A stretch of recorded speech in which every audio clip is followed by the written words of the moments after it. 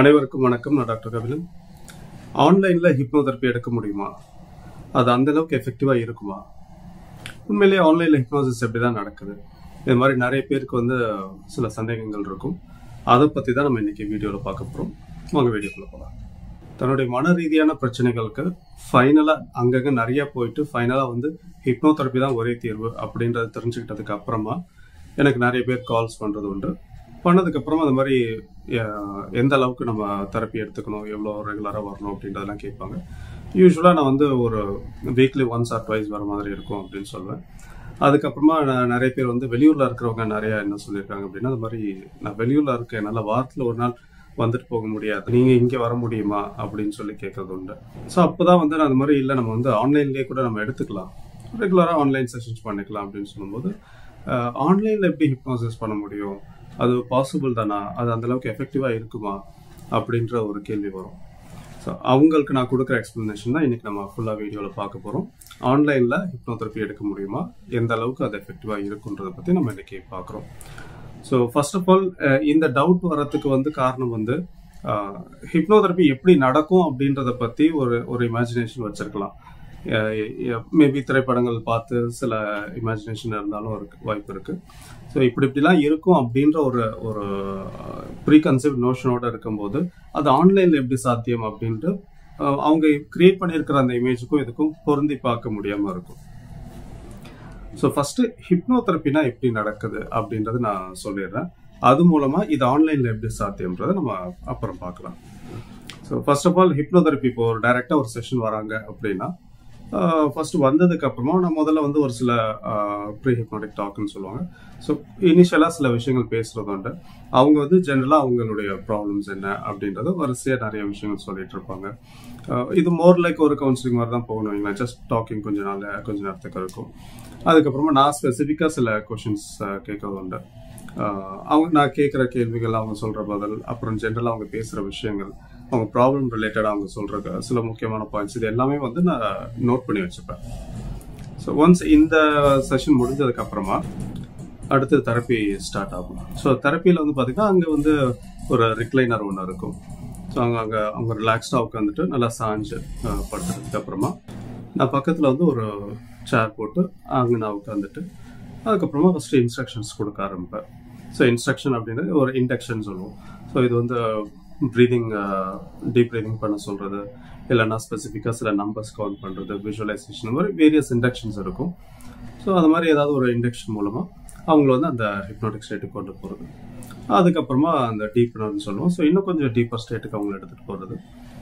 அதுக்கப்புறமா depends on the situation, அவங்களுடைய problem பொறுத்து, எந்த செஷனில் இருக்காங்கன்றதை பொறுத்து எய்தர் நான் கேள்வி கேட்டு அவங்க பதில் சொல்கிற மாதிரி இருக்கும், இல்லைன்னா நான் அடுத்தடுத்து ரிலாக்ஸேஷன் கொடுத்து டீப்பர் லெவல் கொண்டு போயிட்டு நான் எழுதி வச்சிருக்க அந்த நோட்ஸை பேஸ் பண்ணி பாசிட்டிவான சஜஷன்ஸ் கொடுக்கறது, இந்த மாதிரி இருக்கும். ஸோ சஜஷன்ஸ் கொடுக்கறது, அதுக்கப்புறமா சம்டைம்ஸ் அந்த கொஷின் ஆன்சர் மாதிரி அது பண்ணுறது எல்லாம் முடிச்சதுக்கப்புறமா ஃபைனலாக வேக்கப் கொடுத்துருவேன். ஸோ வேக்கப் கொடுத்ததுக்கப்புறமா அவங்க எந்திரிச்சிருவாங்க. அதுக்கப்புறமா இந்த சேரில் போயிட்டு அவங்களுடைய ஃபீட்பேக் என்ன அப்படின்றத கேட்குறது. ஸோ ஃபீட்பேக் நோட் பண்ணிவிட்டு ஸ்பெசிஃபிக்காக என்ன மாதிரியான எக்ஸ்பீரியன்ஸ் அதை பற்றியும் பேசுகிறது உண்டு. ஸோ ஒரு டைரக்ட் செஷனில் பார்த்தீங்கன்னா என்டையர் ப்ராசஸே இப்படி தான் இருக்கும். இதில் ஸ்டார்டிங்கில் எதிர்க்க உட்காந்துட்டு இருப்போம். அதுக்கப்புறமா தெரப்பி ஆரம்பிச்சோன்னா அவங்க ஒரு ரிக்ளைனரில், நான் கொஞ்சம் தள்ளி ஒரு இடத்துல சேர் போட்டு அங்கே உட்காந்துட்டு இருப்பேன். ஸோ இது என்டையர் செஷனில் நான் அவங்களை டச் பண்ணுற மாதிரியான அவசியம்ன்றது இருக்க போகிறது கிடையாது. ஒரு சில இண்டக்ஷனில் மட்டும் அவங்க ரிலாக்ஸ்டாக இருக்காங்களான்னு கை தூக்கி பார்க்குற மாதிரி இருக்கும். பட் அது எல்லா டைமும் பண்ணுற மாதிரி இருக்காது. இண்டக்ஷன் ஒவ்வொரு மெத்தடுக்கும் டிஃபர் ஆகும். ஸோ ஓவராலாக ஒரு ஹிப்னோதெரபிஸ்ட் அவங்கள டச் பண்ணணுன்ற அவசியமே இருக்க போகிறதில்ல. அப்போது என்டையர் ப்ராசஸ்லேயே இந்த ஒரு டிஸ்டன்ஸ்லேயே தான் நடக்க போகுது அப்படின்ற போது இதே தான் ஆன்லைன்லேயும் நடக்கும். ஸோ இதில் எந்த இடத்துலையுமே நம்ம வேற எதுவும் யூஸ் பண்ண போதில்லை. ஒரு சில பேர்லாம் கேட்கறது ஒரு அந்த ஹிப்னாட்டிக் எனர்ஜி மூலமா அப்படியே அவங்கள ஹிப்னாட்டிக் ஸ்டேட்டுக்கு கொண்டு போறது உண்டா, அந்த மாதிரிலாம். பட் இங்க அதெல்லாம் இல்லை, பியோர் சஜஷன் தான். நான் பேசுவேன், நீங்க கேட்பீங்க, கேட்டு நீங்க அந்த ரிலாக்ஸ் ஸ்டேட்டுக்கு போவீங்க. அதுக்கப்புறம் ப்ராசஸ் அகைன் சஜஷன்ஸ் இருக்கும். எல்லாமே நான் என்னுடைய வாய்ஸ் உங்களுக்கு கேட்கணும், அவ்வளவுதான் விஷயமே தவிர நான் அங்கே பக்கத்தில் இருக்கணுன்ற அவசியமும் இல்லை, டச் பண்ணணுன்ற அவசியமும் இல்லை. ஸோ இதுதான் வந்து உங்களுக்கு ஒரு நார்மலான ஒரு செஷன்ல நடக்கக்கூடிய விஷயம். இப்போ இதே தான் அப்படியே ஆன்லைன்லயும் நடக்க போகுது. இப்போ ஆன்லைன்ல இது எப்படி நடக்கும் அப்படின்னு பாத்தீங்கன்னா, ஒரு வீடியோ கால்ல தான் இருக்கும். எல்லாமே வந்து வீடியோ கால்ல இருக்கும். ஸோ நான் என்னுடைய சீட்ல உட்காந்துட்டு இருப்பேன். நீங்க உங்களுடைய ரூம்ல ஒரு கம்ஃபர்டபுளான ஒரு சீட்டிங்ல நீங்க உட்காந்துட்டு இருப்பீங்க. வீடியோ ஆன்ல இருக்கும். இதே மாதிரி இனிஷியல் ஸ்டேஜ்ல நீங்க பேச வேண்டிய விஷயங்கள் நீங்க பேசிடுவீங்க. என்னென்ன விஷயங்கள் ஷேர் பண்ணுமோ ஷேர் பண்ணிடுவீங்க. நான் அதை நோட்ஸ் எடுத்துப்பேன். அண்ட் நான் ஏதாவது கேள்விகள் கேட்டு அதுக்கு உங்ககிட்ட இருந்து வர பதிலையும் நான் நோட்ஸ் எடுத்துக்கிறது உண்டு. அதுக்கப்புறமா தெரப்பி ஸ்டார்ட் பண்ணதுக்கு அப்புறமா இங்க டைரக்டா இருக்கும்போது எப்படி ரிக்ளைனர்ல போய் நீங்க உட்காந்து ரிலாக்ஸ்டா படுக்கிறீங்களோ அதே மாதிரி நீங்க உட்காந்துருக்கிற சேர்லயே சாஞ்சு ரிலாக்ஸ்டா உட்காந்துக்கலாம்.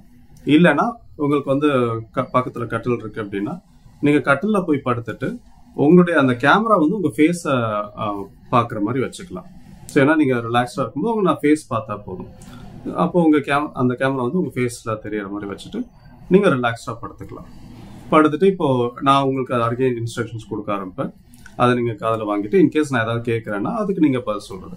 ஸோ இந்த இடத்துல வந்து ஹெட்ஃபோன் அண்ட் மைக் மட்டும் நல்ல எஃபெக்டிவான ஒரு ஹெட்ஃபோன் அண்ட் மைக் இருந்துச்சுனாலே போதும். ப்ளூடூத் யூஸ் பண்ணலாம், எது வேணாலும் யூஸ் பண்ணிக்கலாம். பட் நான் பேசுறது உங்களுக்கு கிளியரா கேட்கணும், நீங்க பேசுறது எனக்கு கிளியரா கேட்கணும், அவ்வளவுதான் விஷயம். ஸோ அகெயின் இந்த இடத்துல வந்து நான் இன்ஸ்ட்ரக்ஷன் கொடுக்கறது, டீப்னர் கொடுக்கறது, ரிலாக்ஸேஷன், சஜஷன்ஸ் இதெல்லாமே முடிச்சுட்டு நான் வேக்கப் கொடுத்தோன்னா நீங்க கண்ணு திறந்து எந்திரிச்சிடுவீங்க. அதுக்கப்புறம் மறுபடியும் நார்மல் சீட்டிங்க்கு வந்துட்டு ஃபீட்பேக் கேட்கறது. ஸோ என்டையர் ப்ராசஸ் இப்படி தான் இருக்க போகுது. டைரக்டா இருந்தாலும் சரி, ஆன்லைன்ல இருந்தாலும் சரி, நான் பேசுவேன், நீங்க கேட்பீங்க, நீங்க பேசுவீங்க, நான் கேட்பேன், அவ்வளவுதான் இருக்க போதே தவிர இது வந்து நம்ம டைரக்டா பண்ணாலும் சரி, ஆன்லைன்ல பண்ணாலும் சரி பெரிய வித்தியாசம் இருக்க போறதில்ல. ஸோ இதுதான் என்டையர் ப்ராசஸே அப்படின்ற பொழுது போத் ஆர் சேம் தான். இப்போ இந்த இடத்துல வந்து ஒரு சில பேருக்கு வந்து சில சந்தேகங்கள் வரும். என்னன்னா இப்போ இன்கேஸ் வந்து அந்த ஹிப்னோசிஸ் பண்ணிட்டு இருக்கும்போது திடீர்னு கரண்ட் கட் ஆயிடுச்சுன்னா என்ன பண்றது, இன்டர்நெட் டிஸ்கனெக்ட் ஆயிடுச்சுன்னா என்ன பண்றது, அப்போ அப்படியே நம்ம பாதியிலே அந்த ஹிப்னாட்டிக் ஸ்டேட்ல இருக்கிற மாதிரி ஆயிடுமா, இது மாதிரிலாம் ஒரு சில பேர் கேட்கறது உண்டு.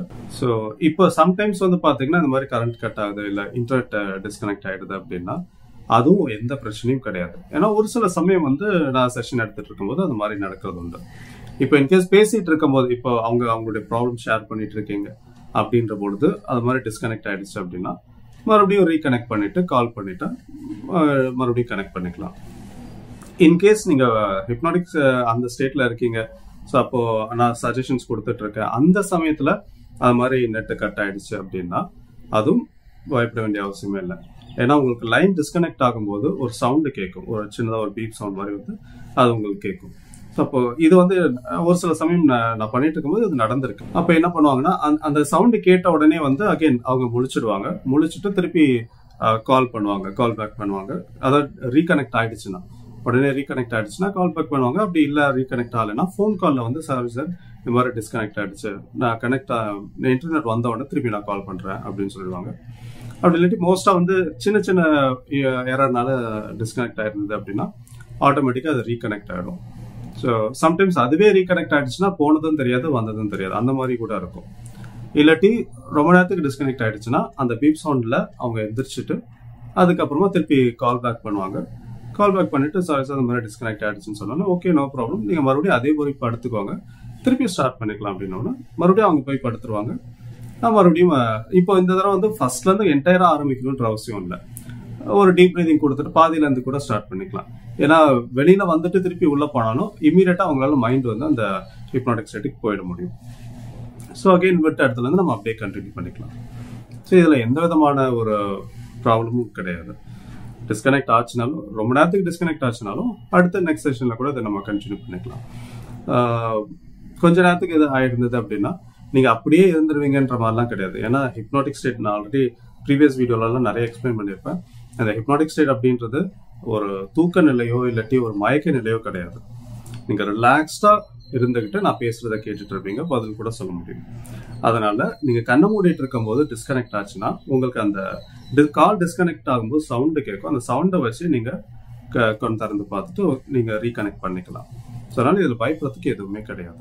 அடுத்து சில பேருக்கு வந்து இப்போ பண்ணிட்டு இருக்கும்போது பதில யாராவது வந்துட்டாங்கன்னா என்ன பண்றது அப்படின்னு கேட்கறது உண்டு. அது வந்து நீங்க முன்கூட்டியே சொல்லி வச்சுட்டா பெட்டரா இருக்கும். இந்த மாதிரி செஷனுக்குள்ள போக போறேன். ஸோ அதனால ஒரு 1 ஹவருக்கு டிஸ்டர்ப் பண்ணாதீங்க அப்படின்னு வீட்டில் இருக்கிறவங்க கிட்ட சொல்லிட்டு லாக் பண்ணிட்டு நீங்க வந்து தனி ரூம்ல உட்காந்துருந்தீங்கன்னா பெட்டரா இருக்கும். எல்லாரும் இருக்கிற ஒரு இடத்துல நீங்க உட்காந்துட்டு இதை பண்ணீங்கன்னா மற்றவங்க பேசுறது டிஸ்டர்பன்ஸ் இருக்கும். அதனால முடிஞ்ச வரைக்கும் மற்றவங்களுடைய டிஸ்டர்பன்ஸ் இல்லாதபடி நீங்க ஒரு தனி ரூம்ல இருந்து எடுத்துக்கிட்டீங்கன்னா பெட்டரா இருக்கும். அதையும் மீறி யாராவது வந்து டிஸ்டர்ப் பண்ணாலுமே கூட அகைன் இப்போ லைன் டிஸ்கனெக்ட் ஆச்சுன்னா என்ன இதுவோ அதே மாதிரி தான் கண் திறந்துட்டு நீங்க அவங்க கிட்ட பேசிட்டு கொஞ்ச நேரத்துக்கு டிஸ்டர்ப் பண்ணாதீங்கன்னு சொல்லிட்டு அதுக்கப்புறமா நீங்க மறுபடியும் வந்து கனெக்ட் பண்ணிக்கலாம். ஸோ இன்னொரு பக்கம் இந்த ஆன்லைன்ல ஹிப்னோதெரபி எடுக்கிறது மூலமா நிறைய பெனிஃபிட்ஸும் இருக்கு. முக்கியமா பாத்தீங்கன்னா வெளியூர்ல வெளிநாட்டுல இருக்கிறவங்களுக்கு இது ரொம்பவே வசதி தான். ஏன்னா நிறைய பேர் சொல்ற விஷயம் என்னன்னா, நான் ஹிப்னோதெரபி தான் எடுக்கணும்னு டிசைட் பண்ணிட்டேன் அண்ட் ரொம்ப நாளா உங்களை நான் ஃபாலோ பண்ணிட்டு இருக்கேன், உங்களுடைய வீடியோஸ் எல்லாமே ரொம்ப வருஷமா பார்த்துட்டு இருக்கேன். ஸோ உங்ககிட்ட தான் நான் ஹிப்னோதெரபி எடுத்துக்கணும், ஆனா நான் வெளியூர்ல இருக்கேன், என்னால வந்து ரெகுலரா வர முடியாது அப்படின்னு சொல்ற போது அப்போ அவங்களுக்கு வந்து இது ரொம்ப பெனிஃபிட்டா இருக்கும். ஸோ அவங்களுக்கு என்கிட்ட தான் ஹிப்னோதெரபி எடுத்துக்கணும்னு விரும்புறவங்களுக்கு கண்டிப்பா ஆன்லைன்ல, ஏன்னா எல்லாராலையும் வந்து நான் சென்னையில இருக்கேன், ஸோ எல்லாராலையும் சென்னைக்கு வந்துட்டு போயிட்டு இருக்க முடியாது ரெகுலரா. அப்படின்றதுனால ஆன்லைன்ல எடுக்கிறது மிகப்பெரிய ஒரு வசதியாக இருக்கும். இன்னொரு பக்கம் என்ன அப்படின்னு பாத்தீங்கன்னா, இது வந்து என்னுடைய கிளைண்ட்ஸே சொன்ன விஷயம் தான். சில பேர் லோக்கலா இருந்துட்டு கூட ஆன்லைன்ல எடுத்துட்டு இருப்பாங்க. ஸோ அவங்க கிட்ட கேட்டது உண்டு, ஏன் நீங்க சென்னையில தானே இருக்கீங்க, ஸோ நீங்க டைரக்டாவே எடுத்துக்கலாமே அப்படின்ட்டு. அதுக்கு அவங்க சொல்ற ரீசன் என்னன்னா, டிரான்ஸ்போர்டேஷன். நான் இங்க இருந்து வரதுக்கு வந்து எனக்கு ஆல்மோஸ்ட் லைக் ஒரு 1 hour ஆயிடும். அதுவும் இந்த சிட்டி டிராபிக்ல வந்து 1 hour சம்டைம்ஸ் மேலே கூட ஆயிடும். ஸோ அவ்வளவு தூரம் நான் டிராவல் பண்ணி வந்தேன்னா எனக்கு அப்புறம் டயர்ட் ஆயிடுது, என்னால ஃபோக்கஸ்டா இருக்க முடியல, ரிட்டர்ன் போறதுக்கும் வந்து ரொம்ப டைம் ஆயிடுது. அதனால நான் ஆன்லைன்ல எனக்கு கம்ஃபர்டபுளா இருக்கும். நான் என்னுடைய டைமிங்க்கு என்னுடைய ரூம்லயே உட்காந்துட்டு ஈஸியா நான் எடுத்துப்பேன் அப்படின்னு சொல்லியிருக்காங்க. இன்னும் சில பேர் வந்து டிரான்ஸ்போர்டேஷன்லயே வந்து பாத்தீங்கன்னா இதுக்குன்னு தனி எக்ஸ்பென்ஸ் இருக்கும். சிலர் என்ன சொல்லியிருக்காங்க அப்படின்னா, வந்துட்டு போறதுக்கு அதுவே வந்து எனக்கு ஆட்டோ சார்ஜஸ் வந்து ரொம்ப ஜாஸ்தி ஆகுது, ஸோ அதனால நான் பெட்டர் நான் ஆன்லைன்ல எடுத்துக்கிறேன் அப்படின்னு சொன்னவங்களும் உண்டு. ஸோ அப்படி பார்க்கும்போது உங்களுக்கு வந்து டிரான்ஸ்போர்டேஷன் சார்ஜஸ் ரொம்பவே மிச்சமாகுது. ஏன்னா இந்த பெனிஃபிட்ஸ்லாம் வந்து என்னோட கிளைண்ட்ஸ் சொன்னதை வச்சுதான் நான் சொல்றேன்.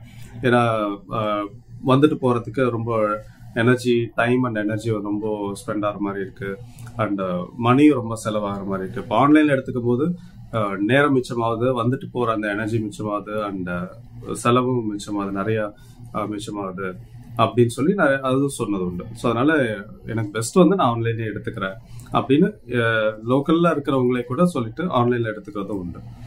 அகைன் இது எல்லாமே வந்து அவங்களுடைய வசதியை பொறுத்து தான் இருக்கு. ஸோ இதெல்லாம் இது நேராக தான் எடுத்தாகணும் அப்படின்ற ஒரு கட்டாயம் இல்லை. ஏன்னா நான் இப்போ உங்களுக்கு டீட்டெயிலாக சொல்லியிருப்பேன் ஆன்லைனுக்கும் டைரக்டா எடுத்துக்கிறதுக்கும் என்ன வித்தியாசம் அப்படின்றத சொல்லியிருக்கனால பெனிஃபிட்ஸ் அப்படின்னு பார்க்கும்போது இந்த மாதிரி விஷயங்கள் வெளியூர்ல வெளிநாட்டுல இருக்கவங்களுக்கு ரொம்ப வசதி அண்ட் உங்களுடைய கம்ஃபர்டபுளான பிளேஸ்ல நீங்க இருந்துகிட்டே நீங்க தெரப்பியும் எடுத்துக்க முடியும். ஸோ சில பேர் அவங்க இடத்துல இருக்கும்போது கம்ஃபர்டபுளா ஃபீல் பண்ணுவாங்க. ஒரு சில பேர் ரொம்ப டிராவல் பண்றது சில பேருக்கு ரொம்ப கஷ்டமா இருக்கும், அவங்களுக்கும் இது ரொம்ப பெனிஃபிட்டா இருக்கும். சரி, இதெல்லாம் தாண்டி ஒரு சில பேருக்கு வந்து பாத்தீங்கன்னா இவ்வளவு விஷயங்கள் தெரிஞ்சதுக்கு அப்புறமும் கூட சிலருக்கு வந்து இல்ல சார் என்னதான் இருந்தாலும் வந்து எனக்கு நான் நேரா எடுக்கிற மாதிரி எனக்கு வராது, அதனால நான் டைரக்டாவே வந்து எடுத்துக்கிறேன் அப்படின்னு சொல்றதும் உண்டு. ஏன்னா இது வந்து முழுக்க முழுக்க உங்களுடைய நம்பிக்கை சார்ந்தது.